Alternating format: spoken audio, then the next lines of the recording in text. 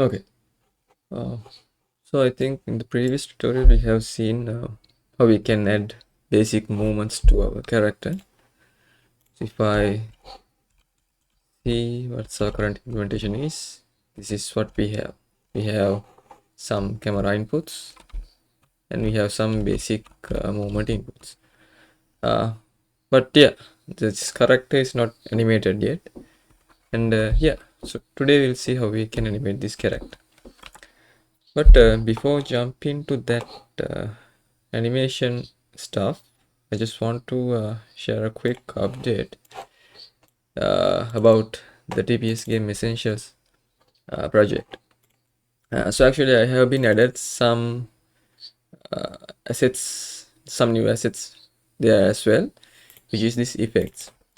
So basically, this effects folder includes some of the Niagara effects and particles that we need in later part of this tutorial series. So I just taken this entire asset from library starter content, and it basically include a lot of useful stuff such as grenade explosions and some weapon fire trails, things like that. So this is currently on TPS Game Essential project. But if you remember, if we go to the TPS Game project under the TPS Game Essential, currently it's not there, right? So let's first migrate that thing to our project, uh, which is TPS Game Essential. So I'll migrate this folder. I believe that's the only thing. Yeah, all the other stuffs are exact same. So let's migrate this one, the effects folder, to our TPS game content folder.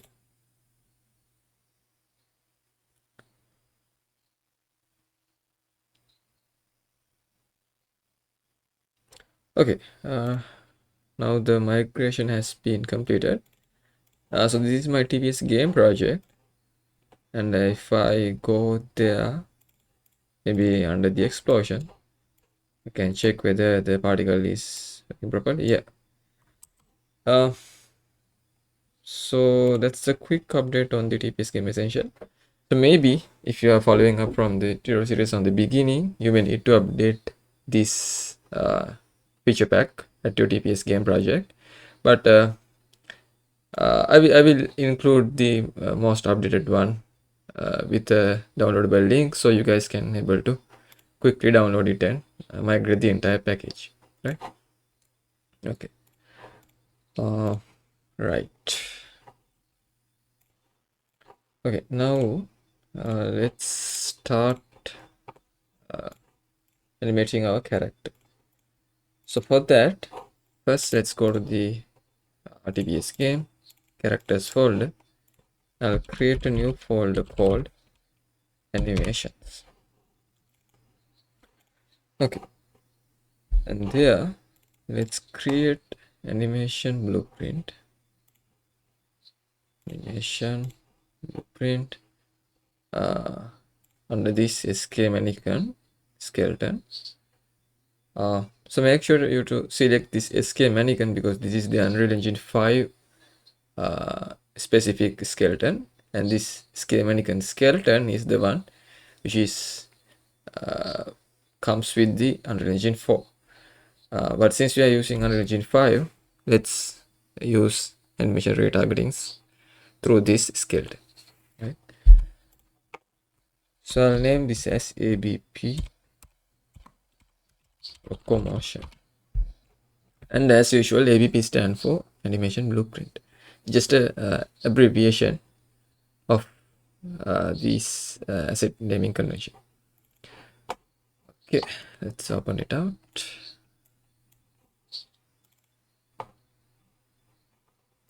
And yep. So for now, just for the reference, let's create a simple state machine. Uh, just for the visualization purposes, and I'll name this as locomotion. Okay, let's go there, and here I'll add our first state, which is idle state, and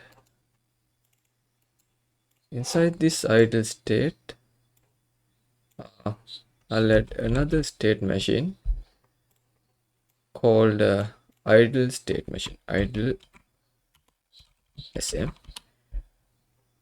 And inside this state machine we can have another states, right?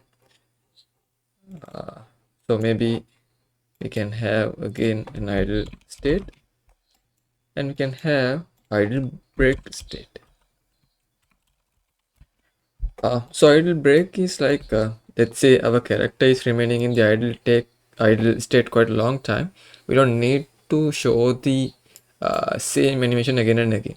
Instead of that, what we can do is within some random delay, we can play a sort of a break animation to make it just more realistic, and we can go back to the idle state, right? Something like this. Okay, so now inside this idle state we can have our idle stance animation. So I'll make another state machine and name this as idle stance,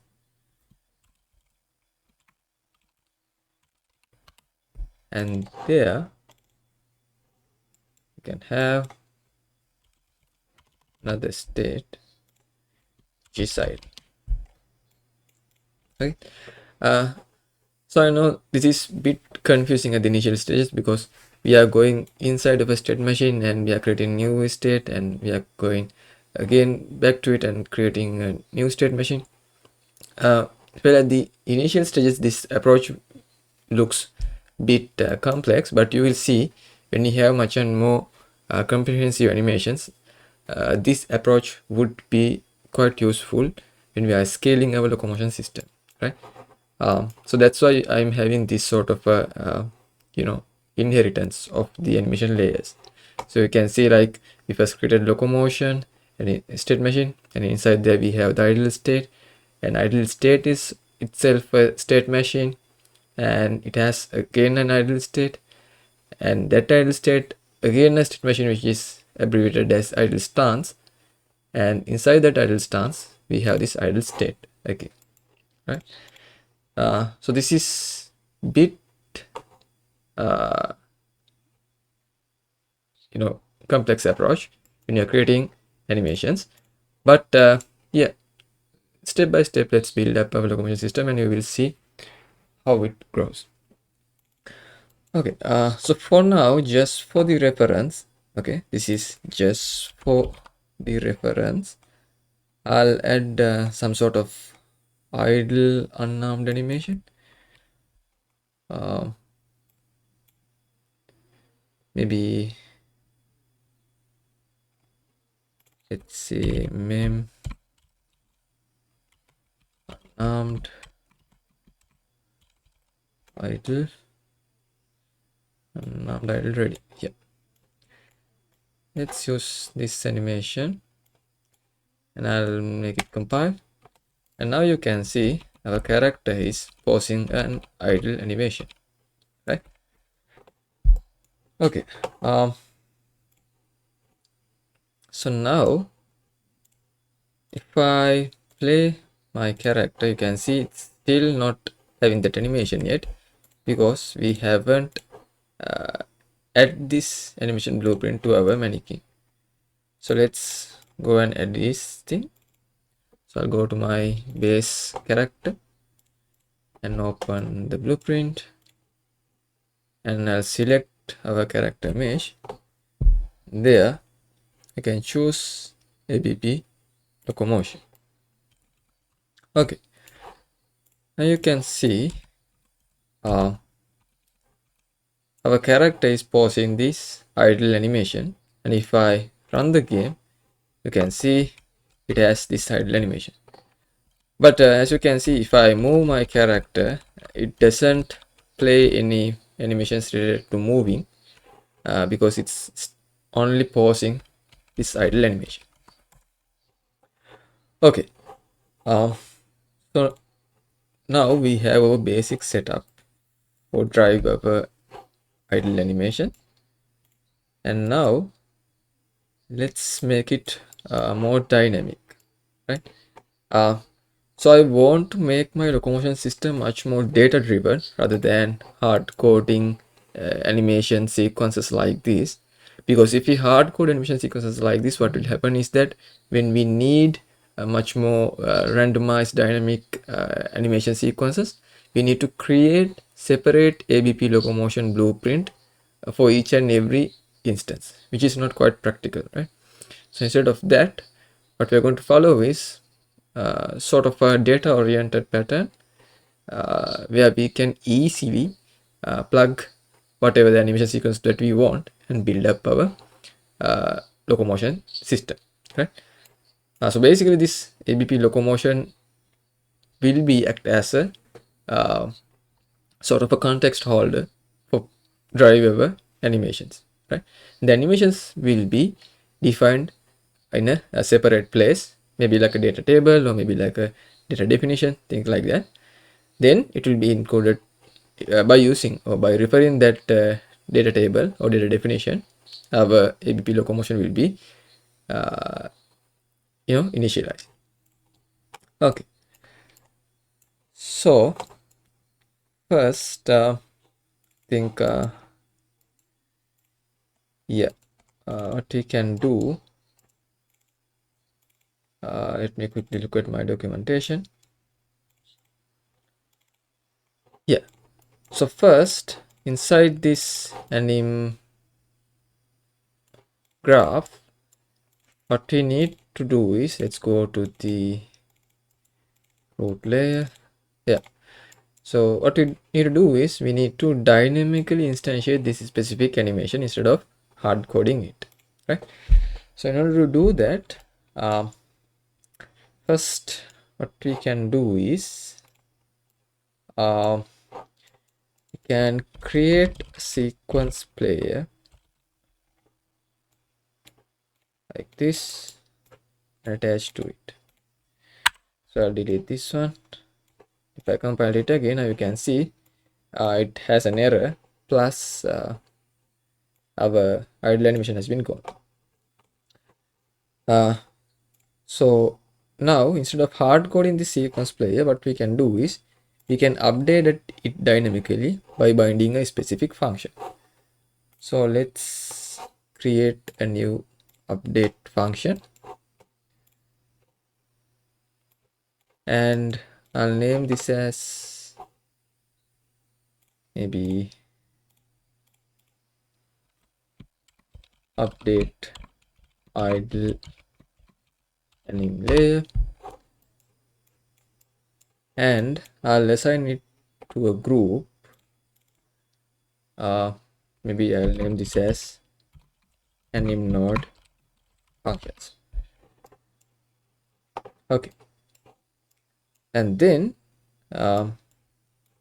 we have to set sequence with inertial blending, but this is not the function that we need. We need the other one, set sequence with initial blending, that uses sequence player, right? Not the sequence evaluator. So this first function is using a sequence evaluator as a library, but this one is using sequence player. So let's use that one, and I need to update the context as the context that we have been provided as the input, but for the node we have to convert it to a sequence player and assign that sequence player to here. And as the sequence, I'll promote this to a variable called maybe idle any. And I'll assign this to a group called anim sequences. Okay. So maybe I can set this inertial blending as 0.3, and yeah, and this one is still giving an error. Let's see, why is that?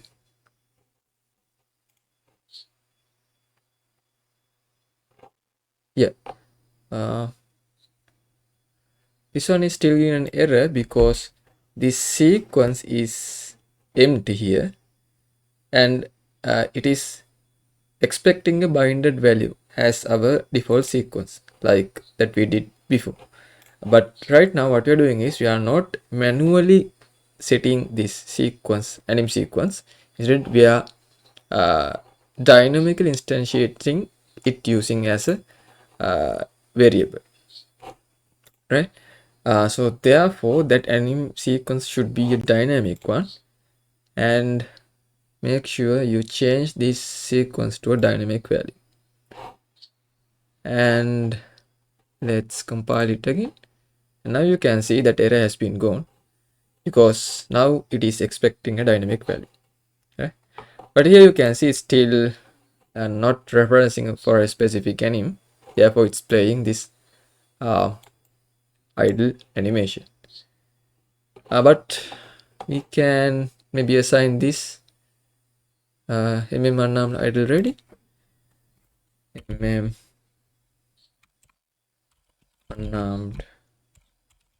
idle ready animation. Now you can see it is automatically resolving that anim sequence for us, right? And let's say we need to assign a different anim sequence, we can do that as well. So I'll show you maybe a different one.